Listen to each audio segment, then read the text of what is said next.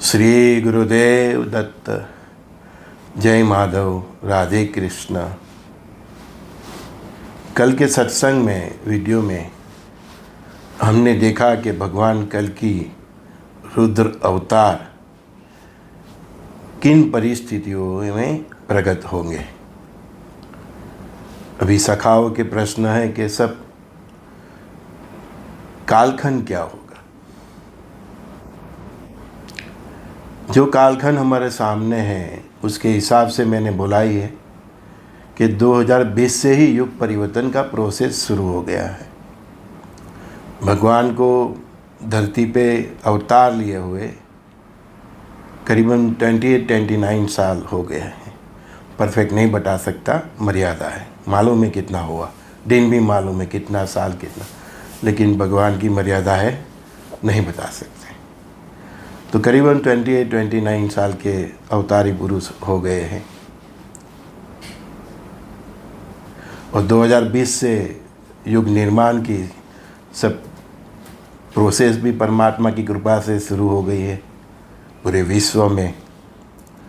उसी कालखंड को देखते हुए मैंने बोला है कि 2025 से 28 क्वार्टर फाइनल है, 28 से 32 सेमीफाइनल है और 32 के आगे का जो 3-4 साल है, 34-35 है ना, वो फाइनल है। मतलब 32 से 35-36 के दरमियान जितना भी युग निर्माण का परमात्मा का प्रोसेस है वो ख़त्म हो जाएगा। ऐसा ही परमात्मा के इशारे है, बस ये आप समझो। क्योंकि परमात्मा ने इशारे तो 2020 से ही किया था, लेकिन काल चक्र भी जिस हिसाब से चल रहा है, इसीलिए मैंने बोला कि 25 से 28 क्वार्टर फाइनल, 28 से 32 सेमीफाइनल और 32 से 34-35 फाइनल समझ लो। तब तक परमात्मा को जो लीलाएँ करनी है इस दुनिया में कर लेंगे। 2038 से उसके सराउंडिंग 38 से ही परफेक्ट बताना मना है, लेकिन 2038 से ही जो नवयुग की शुरुआत हो जाएगी, सुवर्ण युग की स्थापना हो जाएगी भारत में। और उसके रहते भारत का 100 ईयर्स का गोल्डन पीरियड, और गोल्डन पीरियड के दरमियान भारत जिस प्रकार से जिएगा और दुनिया को जो दिशा बताएगा उसके हिसाब से 1000 साल का इस पृथ्वी पर सुवर्ण युग रहेगा। ठीक है ना। तो ये कलयुग में 1000 साल का ब्रेक है। तो सब पूछ रहे सर परमात्मा कब आएंगे। बस ये 35, 38, 40 जो उनको ठीक लगे तब, ठीक है ना। क्योंकि जब 2038 सराउंडिंग वो सुवर्ण युग की स्थापना करने जा रहे हैं, तब जो कुछ भी मानव जाति जो कुछ भी बची कुची होगी तो उसको मार्गदर्शन देने के लिए तो उनको सामने आना ही पड़ेगा, है ना। तो जितना परमात्मा का भी इशारा है, हिसाब से मैं बता दूं कि अभी 2025 गिने तो 10-12 साल के बाद वो अब हमारे सामने आ सकते हैं, सबके सामने। लेकिन हमको भी उतना भाग्यशाली अपने कर्मों से, अपने पुण्यों से तो होना पड़ेगा नहीं, तभी तो हम 2038 देख पाएंगे। 32 से 34 मैंने फाइनल बोला है। वो फाइनल में किस किस का हिसाब हो जाए, कौन से राष्ट्र का हो जाए, कौन सी संस्कृति का हो जाए, कौन से पंथ का हो जाए, बस उनका फाइनल मैप जो है 32 से 34-35 में सब कुछ हो जाएगा। और 2038 सराउंडिंग ये सुवर्ण युग की स्थापना हो जाएगी। तो परमात्मा की 2038, 35 से 38 या 35 से 40 के बीच सुवर्ण युग की स्थापना जब भी वो अपने हाथों से करेंगे तब तो वो सामने आ ही जाएंगे। सब ज्योतिष ज्ञानी बता रहे कि गुरु अतिचारी है। 8 साल में वो अपनी सभी राशियों का गमन करने वाले हैं। गुरु कभी अतिचारी नहीं होते, गुरु एक्शन में होते हैं।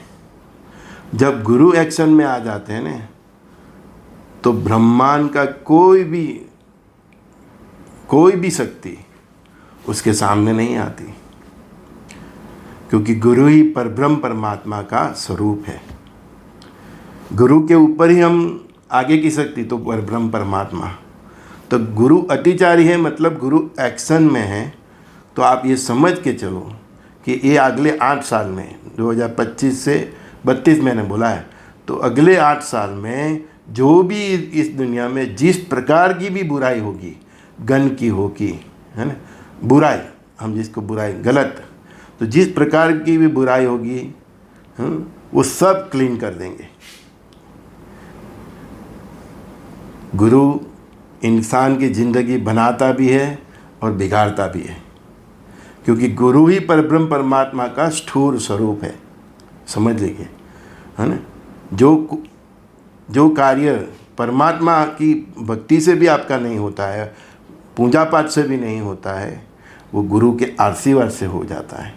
तो वही गुरु अत्याचारी होके सब बुराइयाँ इस धरा पे इंसानों के भीतर रहे, इंसानों के व्यवहार में रहे, सब बुराइयाँ ख़त्म कर देंगे।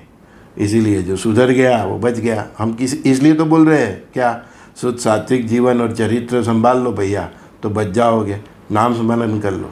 क्योंकि गुरु का एक्शन बुराइयों पे है, तो समाज में जितनी बुराई है सब खत्म हो जाएगी।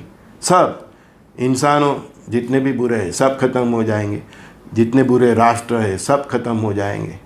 क्योंकि राष्ट्र और ये धर्म तो हमने बनाया है ना, उसके लिए तो पूरी पृथ्वी ही उसका मतलब कार्य क्षेत्र है ना, पूरा ब्रह्मांड कार्य क्षेत्र है।